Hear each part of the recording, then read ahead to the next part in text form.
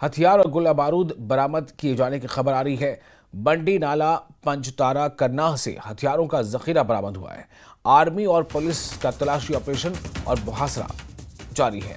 2 पिस्तौल, 4 पिस्तौल मैगजीन और जिंदा कारतूस बरामद किए गए हैं। बंडी नाला पंजतारा करनाह से हथियारों का ये जखीरा बरामद हुआ है। इस वक्त एक अहम खबर आपको कुपवाड़ा से दे रहे हैं। कुपवाड़ा से बड़ी खबर यह है कि हथियार और गोला बारूद बरामद किया गया है। बंडी नाला पंजतारा करनाह से हथियारों का जखीरा बरामद किया गया है। आर्मी और पुलिस का तलाशी ऑपरेशन और मुहासरा जारी है। 2 पिस्तौल, 4 पिस्तौल मैगजीन और जिंदा कारतूस बरामद किए गए हैं। बंडी नाला पंजतारा करनाह से ये बरामदगी हुई है। बताया जा रहा है कि हथियारों का जखीरा जो है, इसके पीछे कुछ मकसद रहा होगा, लेकिन उसके पहले जो सुरक्षा एजेंसियां हैं उन्होंने इसे मकसद को नाकाम कर दिया और ये बड़ी बरामदगी सामने आई है।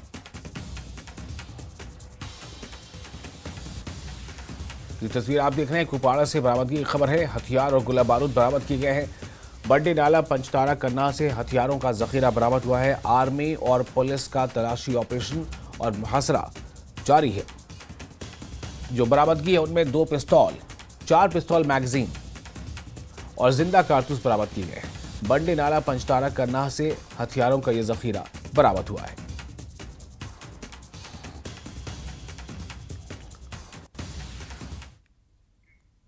और कांग्रेस में तंजीमी सतह पर रद्दोबदल, डॉक्टर नसीर हुसैन को दी गई बड़ी जिम्मेदारी।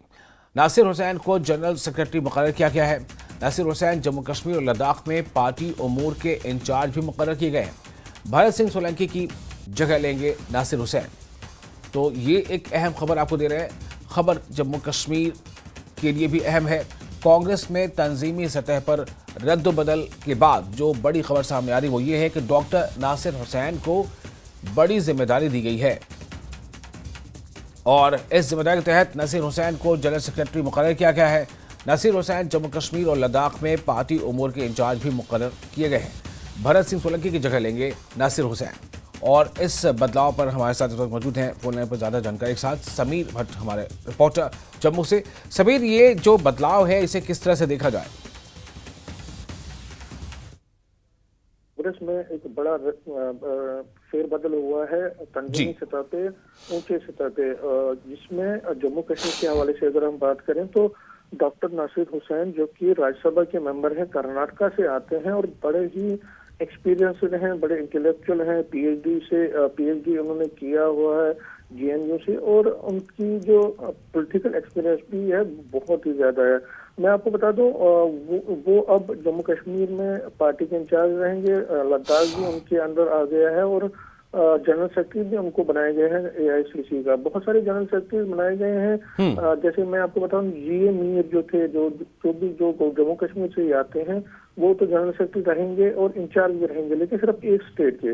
पहले वो झारखंड के भी हुआ करते थे और वेस्ट बंगाल के भी, लेकिन अब उनको वेस्ट बंगाल ही दिया गया है क्योंकि वेस्ट बंगाल में अब इलेक्शन भी होने वाले हैं कुछ टाइम के बाद, तो उनको फुल फ्लेजेड जिम्मेदारी वहां की दी गई है।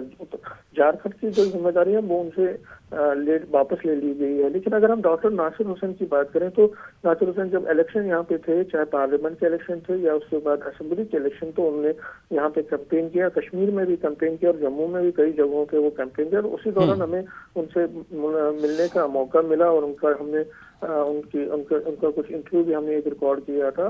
तो मैंने उनमें ये पाया कि बहुत ही सुलझे हुए हैं, बहुत ही मिलनसार हैं, बहुत ही समझदारी से अपनी बात करते हैं और जो पार्टी के लीडरान भी है, जैसे मैंने कई लीडरान से बात की कल ये अपॉइंटमेंट हुई, तो उन्होंने भी कहा कि वो खुश हैं, उनको अच्छा लग रहा है कि जो डॉक्टर नासिर हुसैन है उनको बनाया गया है। पीछे भरत सिंह सोलंकी जो इससे पहले के इंचार्ज थे, उनकी रहनुमाई में पार्टी ने पार्लियामेंट में इलेक्शन और फिर असेंबली इलेक्शन में पार्टिसिपेट किया और दोनों इलेक्शन में पार्टी कुछ खास नहीं कर पाए। तो इसीलिए पार्टी हाईकमान को भी लगा कि भरत सिंह सोलंकी को जो टास्क दिया गया था उसमें वो कहीं ना कहीं कामयाब नहीं हुए हैं, तो इसलिए उनको चेंज किया गया। हालांकि भरत सिंह सोलंकी भी बहुत ही एक एक्सपीरियंस्ड पॉलिटिशियन है, बहुत ही उनका यूनियन मिनिस्टर भी रहे हैं, लेकिन as an incharge Jammu and Kashmir वो कुछ खास कमाल नहीं कर पाए जम्मू कश्मीर में। तो इसलिए पार्टी को लगा कि नहीं, अब जिम्मेदारी किसी और को दी जाएगी, तो उन्होंने डॉक्टर नासिर हुसैन को, क्योंकि यहाँ पे जम्मू कश्मीर में एक पार्टी ने ये भी सोचा होगा कि मुस्लिम मेजॉरिटी स्टेट है, इसलिए डॉक्टर नासिर हुसैन की प्रेजेंस में कहीं ना कहीं पार्टी को जो मुस्लिम बेल्ट्स हैं वहां पे फायदा मिल सकता है। तो बहुत सारी चीजें हैं, उनकी एक्सपीरियंस, उनका जो सोच समझदारी, और अब देखना पड़ेगा क्योंकि जम्मू कश्मीर में पार्टी को बहुत सारी मुश्किलों का सामना करना पड़ रहा है। देखिए, सबसे पहले तो है कि पार्टी ने नेशनल कॉन्फ्रेंस के साथ इकट्ठे चुनाव लड़ा था, लेकिन जब से नेशनल कॉन्फ्रेंस ने अपने बूते पे गवर्नमेंट बनाई और 50 से ज्यादा सीटें उनके पास है, तब से वो कांग्रेस को कोई भाव ही नहीं दे रहे, ना तो उनके साथ कोई कंसल्टेशन हो रही, ना कोई उनको मंत्रिमंडल में हिस्सा मिला है, ना कोई बात होती है। तो कांग्रेस कहीं ना कहीं इस वक्त साइडलाइन की गई है नेशनल की तरफ से, और नेशनल कॉन्फ्रेंस इसलिए भी साइडलाइन कर रही है कांग्रेस को क्योंकि वो बीजेपी को खुश रखना चाहती है, और ताकि यहाँ स्टेटहुड और बाकी उसके मांगे पूरी हो सके। तो कहीं ना कहीं कांग्रेस उससे भी परेशान है। और दूसरा, कांग्रेस में बहुत ही गुटबाजी है। यहाँ पे जो पहले प्रेसिडेंट हुआ करते थे वकार सुलवानी, वो अपनी वो नाराज हैं, वो ज्यादा एक्टिव नहीं है। यहाँ कहा जाता है कि करा साहब जो है वो अपनी जगह पे तारिक हमीद करा, वो उनकी अपनी लॉबी है। GA मीर जो कि नेशनल जनरल सेक्रेटरी हैं और पहले प्रेसिडेंट रहे हैं तकरीबन 8-9 साल, उनकी अपनी लॉबी है। तो कहीं ना कहीं पार्टी में जो गुटबाजी है उसको किस तरह से वो कम करेंगे और पार्टी को किस तरह से मजबूत करवाएंगे, क्योंकि कांग्रेस का हाल ये है कि जम्मू डिवीजन में सिर्फ एक सीट उनके पास आई है असेंबली इलेक्शन के बिल्कुल। दौरान। तो आप ये कहना चाह रहे हैं समीर, कहीं ना कहीं उनके ऊपर एक बहुत बड़ी जिम्मेदारी भी है, एक चुनौती है कि अगर उनको अब ये जम्मू कश्मीर और के साथ ही लद्दाख का प्रभारी अगर बनाया गया है तो पिछले प्रभारी जो नहीं कर पाए वो इन्हें करके दिखाना होगा। देखिए, बहुत बड़ी जिम्मेदारी है, एक बहुत बड़ा बोझ है उनके कंधे पर डाला गया है। देखिए, कांग्रेस जम्मू कश्मीर में बहुत कमजोर है, और आज की डेट में भी कांग्रेस, हालांकि अब उन्होंने परसों से एक बड़ा मूवमेंट शुरू किया है कि स्टेटहुड के लिए वो 15 दिन का उन्होंने मास कॉन्ट्रैक्ट प्रोग्राम शुरू किया है, हर एक डिस्ट्रिक्ट में जा रहे हैं। लेकिन कहीं ना कहीं कांग्रेस इतनी कमजोर, इतनी मजबूत नहीं है जो पहले हुआ करती थी। मुझे याद है जम्मू की अगर हम बात करें तो यहाँ सिर्फ कांग्रेस ही कांग्रेस हुआ करती थी, MP भी कांग्रेस के होते थे और असेंबली मेंबर भी कांग्रेस ही ज्यादा होते थे। लेकिन पिछले 15-16 सालों में कांग्रेस बहुत यहाँ पे, खासकर 2008 से जब अमरनाथ रो हुआ था, अमरनाथ रो पे जो रो यहाँ जम्मू कश्मीर में जो प्रोटेस्ट हुए थे, उसके बाद धीरे धीरे बीजेपी ने अपनी पकड़ मजबूत कर ली, और पिछले मोदी वेव की वजह से भी और पिछले 15 सालों में पार्टी बहुत मजबूत हुई है बीजेपी, और कांग्रेस बहुत कमजोर हो गई है। तो कांग्रेस को किस तरह से, खासकर जम्मू में जो उसका ट्रेडिशनल वोट बैंक है, किस तरह से उसको वापस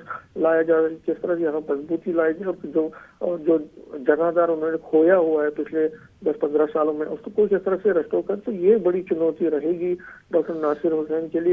साउथ से आते हैं, लेकिन तजुर्बा बहुत ज्यादा है, एक्सपीरियंस बहुत ज्यादा है, जम्मू कश्मीर के बारे में भी बहुत कुछ जानते हैं, क्योंकि जब मैंने उनका इंटरव्यू लिया था और उसके बाद उनसे बात की थी तो मैंने पाया कि उनको बहुत डेप्थ है पार्टी के जम्मू कश्मीर के हवाले से। पहले भी आया करते थे असेंबली में, तो बहुत ज्यादा इलेक्शन के दौरान बहुत शुक्रिया समीर फिलहाल जानकारी के लिए। जाहिर है एक बड़ी जिम्मेदारी, जैसा आपने कहा कि एक भारी बोझ है। अब देखना ये होगा कि ये कैसे जो पार्टी की जो उम्मीदें हैं नासिर हुसैन से, वो उन उम्मीदों पर कितना और कब तक खरा उतरते हैं, क्योंकि सबसे बड़ी जिम्मेदारी जो है वो कार्यकर्ताओं में जोश लाना और जो संगठन की जो मजबूती है उसे पायदार बनाना, ये बहुत अहम होगा। शुक्रिया आपका। और उमर अब्दुल्ला की क़यादत में मौजूदा नेशनल कॉन्फ्रेंस हुकूमत के तहत कानून साज असेंबली का दूसरा सेशन 3 मार्च से शुरू होगा। लेफ्टिनेंट गवर्नर मनोज सिन्हा इस बजट इजलास से खिताब करेंगे। 7 मार्च को जम्मू कश्मीर UT का बजट पेश किया जाएगा। 8 से 11 मार्च तक बजट पर बहस होगी। जम्मू कश्मीर कानून साज असेंबली सेक्रेटेरिएट ने UT असेंबली के दूसरे सेशन के लिए आर्जी कैलेंडर जारी कर दिया है। सेशन का आगाज 3 मार्च को लेफ्टिनेंट गवर्नर के खिताब से होगा, जबकि 4 से 6 मार्च तक तहरीक शुक्रिया पर बहस होगी। 7 मार्च को सालाना मालियाती बजट 2025-26 और ज़िमनी अखराजात 2024-25 पेश किए जाएंगे। 8 से 11 मार्च तक बजट पर आम बहस होगी, जिसका जवाब 11 मार्च को दिया जाएगा। 12 से 25 मार्च तक मुख्तलिफ महकमों के मुतालबात ज़र पर गौर किया जाएगा।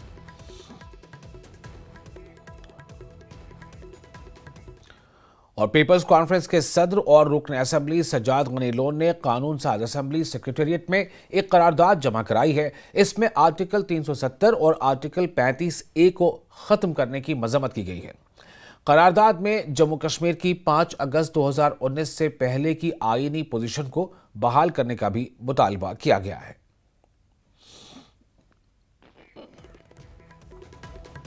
और श्रीनगर में पुलिस ने एक कलादम तंजीम जमात इस्लामी जम्मू कश्मीर के नज़रिए को फ़रोग़ देने वाले लिटरेचर की खुफिया फ़रोख्त और तकसीम के हवाले से मुसद्दक़ा इत्तलात की बुनियाद पर तलाशी मुहिम चलाई। पुलिस ने श्रीनगर में तलाशी ली। इसके नतीजे में 668 किताबें जब्त की गई हैं। पुलिस का कहना है कि BNSS की दफ़ा 126 के तहत कानूनी कार्रवाई शुरू कर दी गई है। इत्तलात के मुताबिक पुलिस ने शहर में कई बुक स्टोर्स पर क्रैकडाउन किया। बताया जा रहा है कि किताब घरों के मालिकान को कहा गया है कि वो सैयद अबुल आला मौदूदी के लिटरेचर को हटाएं।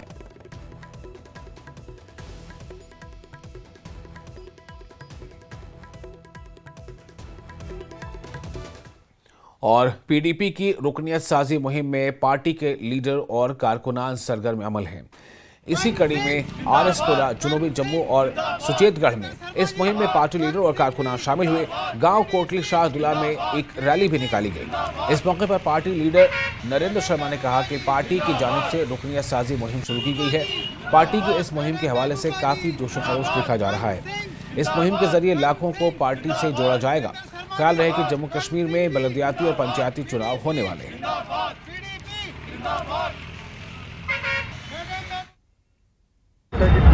आज का ये जो कार्यक्रम हम आरएसपुरा और सुचेतगढ़ विधानसभा से हम पार्टी हेडक्वार्टर गांधीनगर जा रहे हैं। यहाँ पे हमारी party president madam Mehbooba Mufti जी आए हुए हैं और आज उन्होंने मेंबरशिप ड्राइव शुरू की है। ना कि वो कश्मीर से शुरू की है, वो जम्मू से इस मेंबरशिप का आगाज़ हो रहा है और हमारे साथ लोग जुड़े हैं। हमारी मातृशक्ति, हमारी माताएं, बहनें, हमारे नौजवान सभी हमारे साथ हैं और आज हम सीधा जम्मू गांधीनगर पार्टी हेडक्वार्टर में जाके इनको मेंबरशिप ड्राइव का हिस्सा बनाएंगे और अपनी आने वाली जो इलेक्शंस हैं, जहाँ हमारी जो पार्टी है उसका जनाधार बढ़ाने के लिए मेंबरशिप ड्राइव शुरू हो रही है और हम इस वक्त पार्टी हेडक्वार्टर गांधीनगर जम्मू में जा रहे हैं। मेंबरशिप ड्राइव जो हमारे जम्मू से शुरू हो रही है और हमने लोगों को ज्वाइन भी कराना है ताकि PDP में लोग बढ़ चढ़ के हिस्सा लें और PDP को ज़्यादा से ज़्यादा सपोर्ट करें।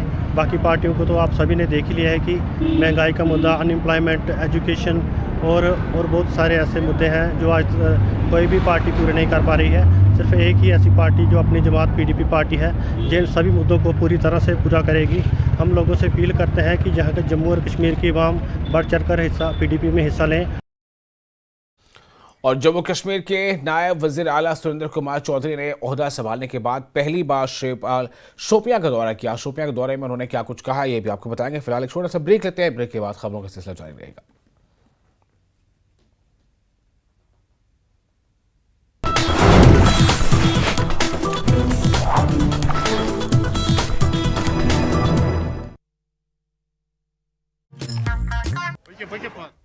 आज पुलवामा आतंकी हमले की छठी बरसी, देश की जनता ने शहीदों को दी श्रद्धांजलि। कई जगहों पर किया गया कार्यक्रमों का आयोजन।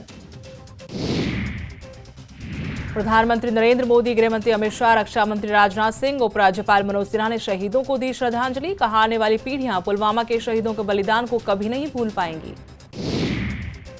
कांग्रेस अध्यक्ष मल्लिकार्जुन खड़गे, राहुल गांधी, प्रियंका गांधी ने भी शहीदों के बलिदान को किया याद। कहा, भारत माता के लिए शहीदों के निस्वार्थ बलिदान को कभी नहीं भुलाया जा सकेगा। जम्मू कश्मीर के उप मुख्यमंत्री सुरेंद्र कुमार चौधरी ने शोपियां का किया दौरा। कहा, पार्टी बिना गठबंधन के स्वतंत्र रूप से काम करेगी।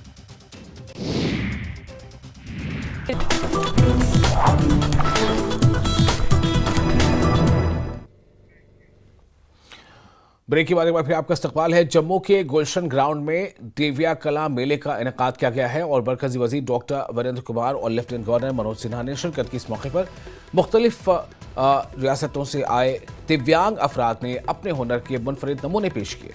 मुल्क भर से आए कारीगरों ने देसी मसनूआत की नुमाइश और फरोख्त के लिए स्टॉल्स लगाए। मनोज सिन्हा ने कहा कि हालिया मेलों में दिव्यांग अफराद ने अपनी दस्तकारी बेचकर तकरीबन 20 करोड़ रुपए कमाए हैं। उन्होंने कहा कि हम चाहते हैं कि दिव्यांग मुकम्मल तौर पर बाइख्तियार हों, वो माली तौर पर खुद मुख्तार हों और बावकार जिंदगी गुजारें। हुकूमत दिव्यांग की मदद करने के लिए पुरअज़्म है। हुकूमत ने इन दिव्यांग के लिए जिलावार कमेटियां तश्कील दी हैं, जिनके साथ नोडल अफसरान की फलाह बहबूद के लिए मुकर्रर भी किए गए हैं।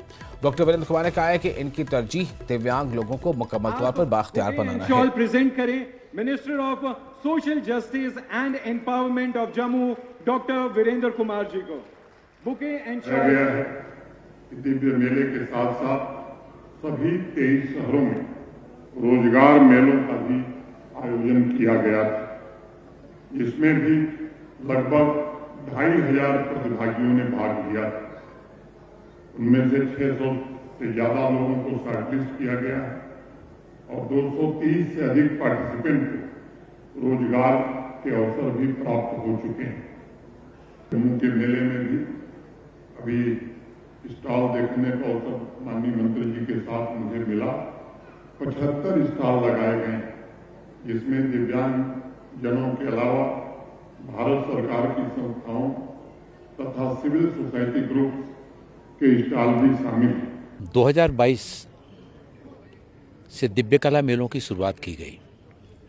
हमारे देश के अलग अलग अंचलों में दिव्यांगजन तरह तरह की चीज़ों का सामान बनाते हैं, लेकिन उनके लिए विक्रय के लिए प्लेटफार्म नहीं मिल पाता था। कोई अपने गांव में बनाता था, कोई शहर में। इन दिव्य कला मेलों में हम दिव्यांगजनों को आने का, जाने का, उनको स्टॉल लगाकर प्रदर्शनी में अपने सामान की विक्रय करने की सुविधा उपलब्ध कराते हैं। अभी तक देश में ऐसे 23 दिव्य कला मेलों का आयोजन देश के अलग अलग राज्यों में किया जा चुका है। आज का जम्मू का यह 24वां दिव्य कला मेला है, जिसमें 20 राज्यों से 100 दिव्यांगजनों ने इसमें भाग लिया है। जम्मू कश्मीर के नायब वज़ीर आला सुरेंद्र कुमार चौधरी ने ओहदा संभालने के बाद पहली बार शोपियां का दौरा किया। इन्होंने जिला इंतजामिया के साथ जारी और आइंदा तरक्याती मंसूबों का जायजा लिया। डिप्टी सीएम ने कहा कि उमर अब्दुल्ला की क़यादत में नेशनल कॉन्फ्रेंस को अवाम ने वाज़ेह मैंडेट दिया है। उन्होंने कहा कि पार्टी इत्तेहाद के बगैर आज़ादाना तौर पर काम करेगी। उनका कहना है कि हुकूमत अवामी जज्बात का एहतराम करेगी और उनकी आवाज़ को मौसर तरीके से बुलंद किया जाएगा।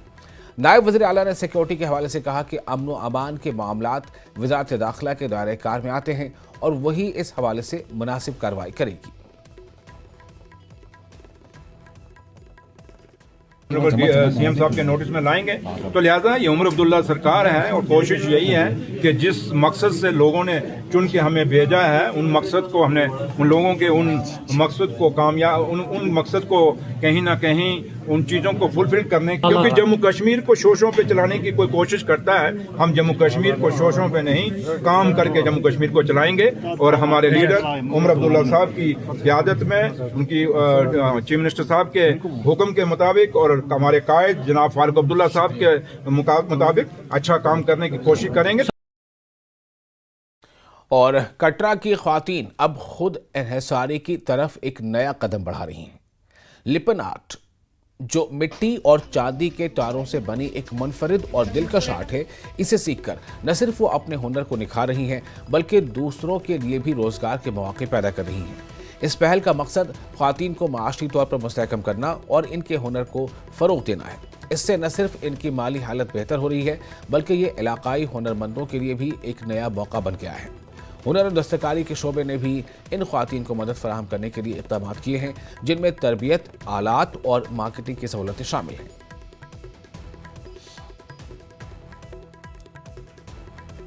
हम 10 लेडीज़ को मैं ट्रेनिंग दे रही हूँ लिपन आर्ट की। इसके ज़रिए ये अपनी इनकम का ज़रिया भी बना सकती हैं, अपना शौक़ भी पूरा कर सकती हैं। पेंटिंग्स बना के हम एग्जीबिशंस में ले सकते हैं। इससे जो हमारी ये ट्रेडिशनल आर्ट है हमारी गुजरात की, तो इसको भी हम जिंदा रख सकते हैं। जैसे हमारे प्रधानमंत्री जी बोलते हैं कि हमारे जो ट्रेडिशनल हैं वो ख़त्म नहीं होने चाहिए, तो उसके बारे में भी हम ये सारी पेंटिंग्स तैयार करके हम इसको भी आगे बढ़ा सकते हैं और हम अपनी एग्जीबिशन लगा के लेडीज़ हैं ये अपना इनकम का ज़रिया बना सकती हैं। ये लिपन आर्ट है जो हम 6 महीने से कर रहे हैं। ये ग्रुप 6 मंथ पहले खुला था, अब नहीं 4 मंथ पहले खुला था। 6 मंथ का कोर्स है ये। तो हमने अब पूरा मैक्सिमम सीख लिया है। यहाँ पे 50+ लेडीज़ भी हैं, कुछ यंग्स हैं और कुछ 50+ लेडीज़ हैं जो ये बना रही हैं। ज़रूरी नहीं है कि ये कोई मतलब एज देख के बनाया जाता, नहीं, ये अपने पे है कि आपको इंटरेस्ट है तो आप बनाओ। खुशी तो होती ही है, कि हर औरत बाहर निकले। जैसे कि पहले तो जहाँ औरत बाहर नहीं निकल पाती थी, कोई काम नहीं कर पाती थी, खासकर जेंट्स के वजह से जेंट्स यही बोलते थे कि घर का काम करो, बाहर नहीं जाना है। तो आज हमने जो काम सीखा है, इससे हमें थोड़ी तो कला मिली है कि हम कुछ काम करके अपने पैसे खुद कमा सकते हैं। और इतना तो है कि कुछ बना के यहाँ से लेते हैं तो घर दिखाते हैं, ये देखो हमने बनाया है, और हमें खुशी भी होती है। और घर वालों को दिखाते हैं कि घर वाले भी आज यही बोलते हैं, नहीं हाँ बड़ी अच्छी है भाई, बनाइए, आप बना सकते हो, कुछ कर सकते हो। और अमीनाबाद त्राल में अंदरूनी रास्ते पर मौजूद पुल में शगाफ पड़ गया है। इसकी वजह से स्कूली बच्चों और आम राहगीरों को खतरा लाहक रहता है। मकामी लोगों ने बताया कि कई बार महकमे R&B को नोटिस में लाने के बावजूद मसला हल नहीं किया गया। उन्होंने पुल की मरम्मत की मांग की है। जामिया मस्जिद यमन रोड पकान यपर यह मेन रोड बोन तम नईबुक तम वसान हुई अत कलवट अतन सह फुट सह कलवट अतन पत गई डिपार्टमेंटस दुख है दीतो ये कदल ये त्रो एप्लिकेशन दुख त्रो एप्लिकेशन थो प्लानस मज थो यह थो हुई मगर वुनुक ताम ना सपदो न कहें अस तीत मुश्किलात ये वसान यह आब होर हेर पे ये बुक पे जाम ग रोडस खसान यपर बन पकन टोटली कहें R&B किस अफसरस गुजारिश करन कि सह वात योथन सह दी कदलस नजर ये जामिया मस्जिद मरकज ये जियारत तन ये गई उतरे गाड़ी दोन गो ये एक्सीडेंट। और जिला रामबन में सब डिवीजन रामसू के नील इलाके में प्राइमरी हेल्थ सेंटर की इमारत पिछले 11 सालों से जेर तामीर है। इसकी वजह से हजारों की आबादी पर मुश्तमिल वादी नील में सेहत का शोबा रूब अज़वाल है। ये इमारत करीब 1 करोड़ रुपए की लागत से तैयार की जा रही है। लोगों का कहना है कि नील की वसी आबादी में अस्पताल और डॉक्टरों की कमी की वजह से मरीजों को बानिहाल और रामबन के अस्पताल पहुंचाना मजबूरी बना हुआ है। उन्होंने कहा कि प्राइमरी हेल्थ सेंटर नील की इमारत का संग बुनियाद उस वक्त के मेंबर असेंबली बानिहाल वकार रसूल ने 2014 में रखा था, मगर तब से अब तक ये 2 मंजिला अस्पताल इमारत तामीराती अमल में ही फंस कर रह गई है।